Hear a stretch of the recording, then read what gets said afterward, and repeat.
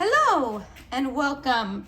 Today we are going to talk about the RA2 rotary attachment for the xTool M1. They also have this for the D1, and it's going to look about the same. The difference is the risers are going to look a little bit different. So let's get started. There are lots and lots of components that come with it, and there's basically like two different attachments. And then there's basically two different attachments.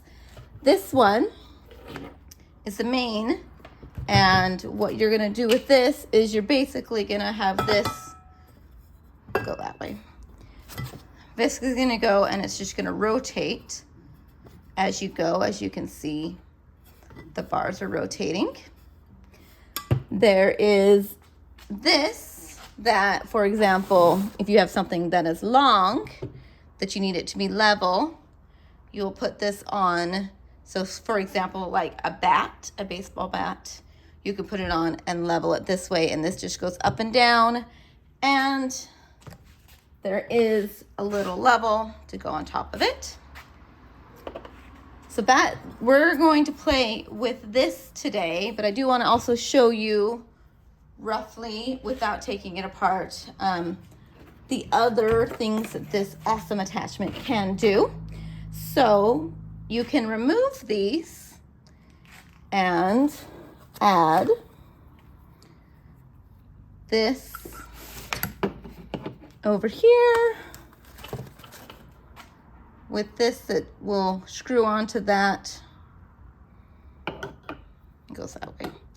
Screws onto that. There's a belt involved, and with that they have these little things that screws into it that basically you can, so if you have like a mug that has a handle that won't turn like that, you can use these and grip it right here or grip it from the inside. But I'm not going to show you that all, but just so you know, there is that option with this machine. And then another thing that it does is with this same attachment, they have little prongs, and you can put it in and engrave on like a ball or some kind of sphere. So anyway, so lots and lots of options with this machine. So let's just get started, and I'm going to show you basically, because when you think of rotating and trying to do curved objects, I'm guessing you're thinking to yourself, I would love to engrave a tumbler. So that's what we're going to do today. So what we're going to need for that is actually just this and the risers, this, and then that. So I'm going to put everything else away, and then we'll get to it. All right, so let's talk about this rotary attachment. So with this, you get this really fun and easy tape measuring. So this is going to tell you, as you can see, like the green says A, the yellow says B, and then the C is red. So as you can see from right here, they have A, B, and C. So first step is to take your object and wrap this around to see where it lands.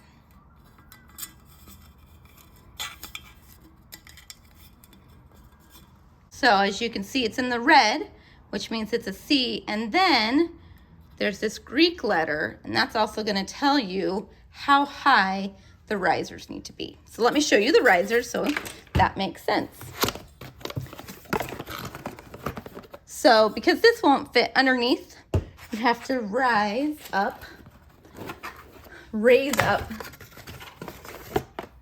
the machine. So this is what it looks like. So there's different things: alpha, beta, and then I don't know. I don't know my Greek letters.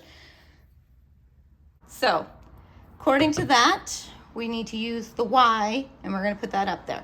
But that's later. We're going to put those to the sides. So real quick, let me explain. So with this, yes, it said that we need to be on the C, which is where it's at. Awesome, great. It's at C. But if you had one that came into the B or the A, you need to know how to do that. So let me show you real quick. I'm not gonna do it, but let me show you real quick. So there are screws. So this one stays input, this one stays, and then this one, so this one right here, you're just gonna unscrew it. You're going to just take it out and then remove the rod and put it in. And let me see if I can show you it. There is a belt that is in this, so when you put it in, you have to just make sure that you put it inside the belt and not, let me show you. So there's a belt like this in there. So when you're putting the rod in, you just need to make sure it goes in here and not like that. So it's very easy to see, and it's very, very easy to do. You just unscrew, take it out, and this whole thing right here will come out, and then you just place it into one of those and put it right down. So easy peasy. Those are my favorite kind of attachments. So now that we have it set up, this is what it's gonna look like. It's just gonna rotate kind of thing. So now it's time to put it on in the machine. But by doing that, we have to raise up the machine. So let me show you how to do that. All right, so inside the machine, you just have to take out this base plate. There are 5 screws, and then you just need to take out the base plate. So very simply, all you do, mine was already unscrewed just because I clean this out so often, it's just easier to keep it unscrewed. And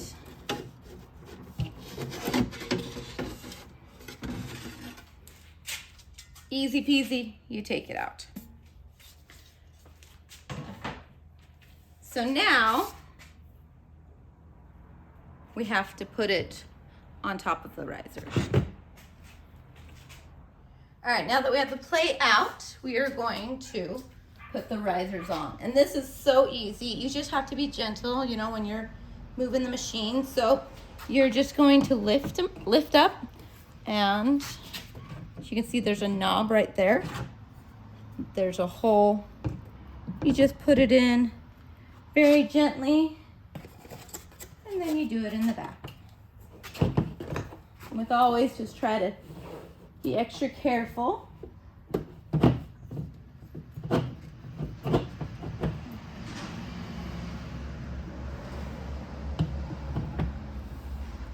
And you just don't want to make it fall.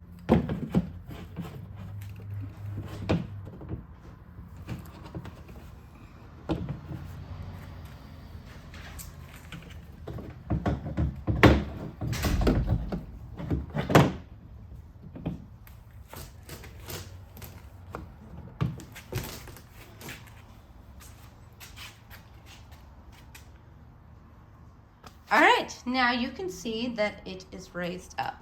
So you just gotta make sure that it's, you know, level, and put in as best as you can. Sometimes if you do have something that's a little bit bigger, you may have to put another little piece of wood underneath it to raise it up. But pretty standard tumblers like this one, you wouldn't need to. So now you have this all raised up on the risers, and it's time to attach the rotary. So here's the back of the machine. You have the power cord, the USB cord, and then this will be the rotary cord. So when you get it, you will have to put this part into it, and it's just very simple. You just put it in. And then I have the air assist, which I could take it off, but sometimes that's just more of a hassle, so I just leave it on. It causes no problems. You just kind of put it to the side and it's fine. So this is gonna just go right into here. And then these, so there's a little knob, can you see that? And then up here, there's a little knob. So you just gotta make sure that is going up. You put it in, and screw. Super, super easy to attach. So now let's go look at it from the inside. All right, now we have it underneath. You want to make sure that it's going parallel with your machine, and you want it to be nice and straight. So when you're cutting this, you kind of want to have an idea of where you want it to be. And so this is my logo. So I'm going to work basically on this side. So I need to just decide what size I want it to be. And so what you can do is kind of mark it with tape. So then you can have an idea of where you want it, because it's a lot easier to gauge it when it has tape on it on the machine. So with mine, I'm going to put it on my blog logo, and I think I want it kind of right in the middle. So I'm going to just put some tape at the top, and then I'm going to put the tape at where I want the design to start, because you're going to have it go like this, and then it's going to turn. So I also want to determine, so I've got just a tape measure, one from like a sewing tape measure, so that I can really see roughly how big of an image I want, kind of thing. So I'm thinking about 4 inches looks like a good thing. And so it's a circle, so kind of 4 by 4, and we'll go from there. So I'm gonna get it situated, and then we will pull it up on xTool Creative Space, and we will start engraving. All right, I have it all marked up. I actually have a little mark to say where the center is, and then this is where I want the image to start. So I have it all ready. So I'm going to just place it nicely right here, and I'm going to move it once we put it on the computer. So let's turn on our machine, and then we will get it situated on the computer. All right, we got it all set up in XCS. And so, as you can see right now, it says laser flat, but I'm not doing a laser flat. So we're gonna go with the laser. We're gonna do it so it's going off of a cylinder. So now I have to readjust the rotary attachment so it lines up with that line. We're gonna come in and auto measure it to see what it does.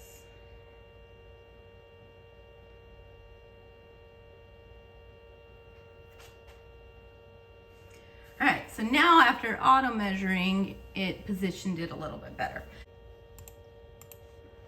I have my logo, and what I want it to do is start about right here and go across. We're gonna make it a little bit smaller.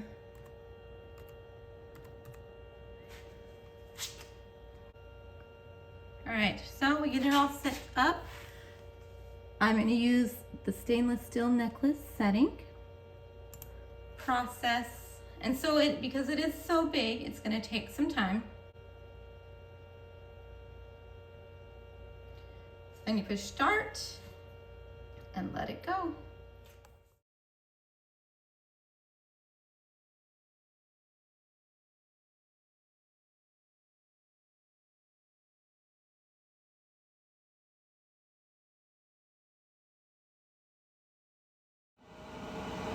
been going for a little bit over an hour, but it's looking really good and it's working really well. You can kind of see, and it's turning as it's going. It's not just starting at one spot. It's just been going back and forth, as you can see. It turns. Looking so good.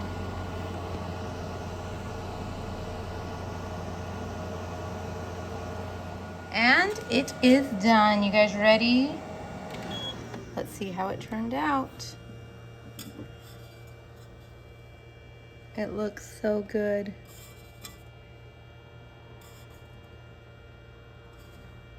And look, right in the middle.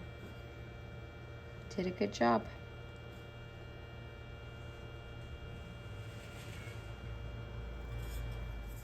So I want to explain this because I didn't have to use it, but sometimes you might have to. I will have a link in my blog post. This is just from the xTool website. So sometimes when you auto measure, it doesn't work out. So the ideal height that you want to have from the top of this to the top of the laser box is 30 inches. And sometimes like the measuring is off and it doesn't work out. But like when I auto measured it, it was just above 1, and that is right around 30 millimeters, so it was okay. But if you do this and you measure it, then you can kind of see, and sometimes you can put it in manual. And so that's what this is for. And you can, there's a little bit better view. So you can just measure it this way, and it's, so right now, it's right around 30. So it's at the exact spot that it needs to be. So that if the auto measuring is not quite working, you can put it in manually and use that.